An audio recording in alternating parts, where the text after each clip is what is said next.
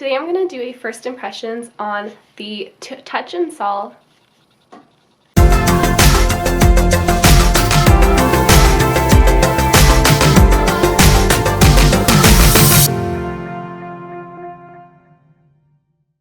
Hi everyone, it's Ashlyn and welcome back to my channel. Today I'm going to do a first impressions on this new primer that I picked up from Sephora. I actually got this online and I was drawn to this product because it would kind of resemble the YSL Touche Éclat primer that I really want to get, but it's so expensive and I was looking for a cheaper alternative. So I found this. It's the Touch, I'm so used to saying Touche and Sol because of Touche Éclat by YSL, but this is the Touch and Sol Honey Glow Essential Base, and it's called the Feel Like Honeymoon Skin Base. So that's what it looks like there. That's the packaging.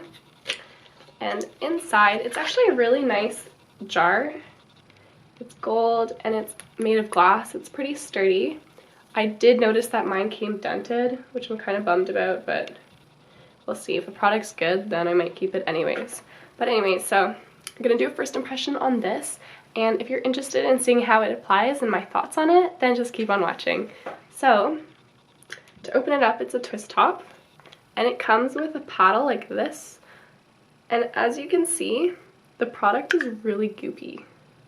It's kind of stringy, and it smells like,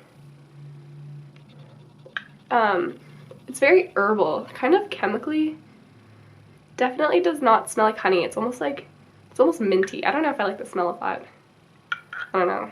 We'll see how it goes. So here you can see the product is super goopy. I feel like this paddle would be hard to use. It's gonna get so messy. But anyways, let's try this out. So I'm gonna take some of this product and okay, first off, it's really hard to get it out of the package. And it's super goopy. See, it's like getting everywhere. Okay, I'm just gonna apply it to my face.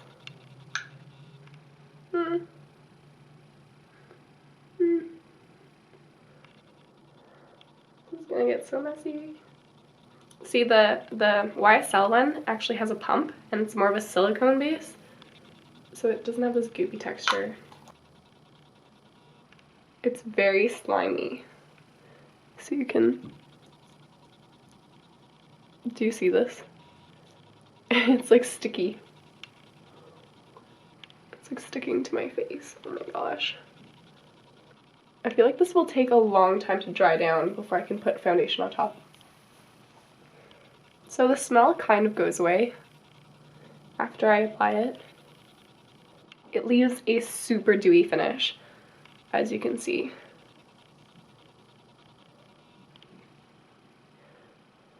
So you can tell my skin is glowing. So I do agree with the whole honey glow concept. It's very glowy, but it does feel sticky.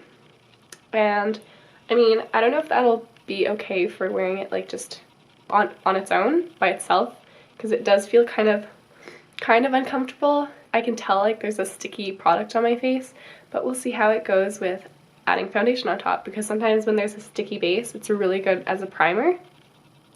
So let's try that out. I'm going to be using the Kat Von D Lock-It foundation in the color Medium 54. I'm going to mix it with some of my Makeup Forever Ultra HD, just to lighten it up a bit, because I think the Kat Von D one's a little bit too dark for me. So I'm going to just mix it on the back of my hand. And this Kat Von D foundation is such a full coverage foundation. I think I have way too much in my hand right now, but we'll see how it goes. Today I'm going to do half my face with a brush and half my face with the Real Techniques beauty sponge to see if that changes the way my foundation looks, and or if it just applies more evenly or something on this primer. So we're going to be testing out a lot of things. I'll be sure to bring it down. So here's the Real Techniques beauty sponge. I actually do find that this is a pretty close dupe to the Beauty Blender, but I still like my Beauty Blender way more. just because the Beauty Blender is still a little bit more soft and bouncy. And I just find that it applies so nicely with my Beauty Blender. However, this is still pretty good.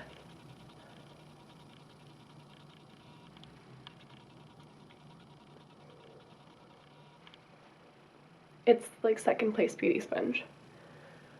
Because I've tried a whole bunch of different beauty sponges before and none of them have compared to this. So I'm going to just blend it into my skin. What I do like about this sponge is that it does have the flat edge, so you can really get right up under your eye. I like using this to apply my powder on top. And wow, this foundation is so dark for me. This would be a good summertime shade. But we're gonna work with it.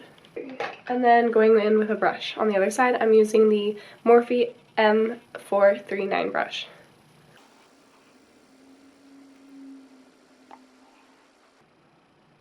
So far this primer is working pretty well. I don't find that it's balling up or anything. My foundation is really sticking to it, so that's good. Oh, actually, it is kind of balling up. See, I got some in my hair. I don't know if you can see that. But I feel like because it was such a sticky and goopy base, oh yeah. It's kind of balling up a little bit and pilling, which I don't like. But as you can see, that was a very full coverage foundation. So if you like the look of a lot of makeup on your face and a nice full coverage, the Lock-It foundation by Kat Von D is very, very good. Kind of heavy for my liking, but not bad. So even though the Kat Von D foundation is very mattifying, I find that I still have that glow from the honey base that I used. So I kind of like that luminous finish it gives.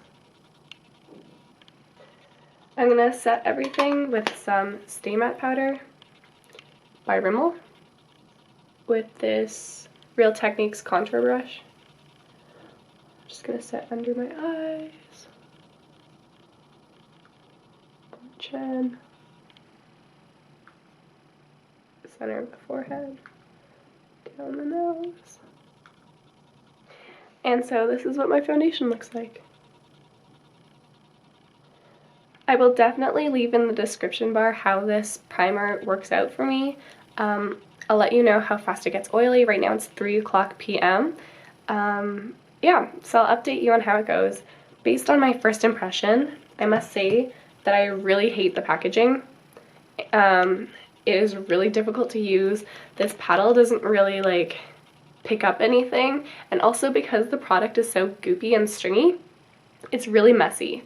So I feel like, see, like on the rim and everything, it's gonna get dirty really quickly, and it's just not ideal. I feel like a pump would have been so much better. But also in terms of the smell, I'm not a huge fan of it.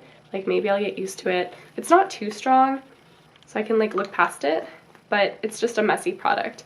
In terms of application, it does look really goopy, and it might be too dewy. If you're oily, you might not like this product because it leaves a really dewy finish on its own. But under foundation, I think it looks super luminous, and the foundation applies really well.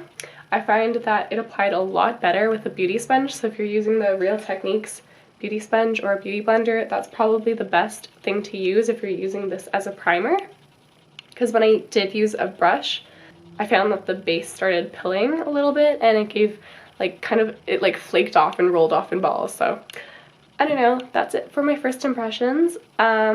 If you are interested in more details, I'll put that in the description box. Anyways, thank you so much for watching, and I'll see you in my next video.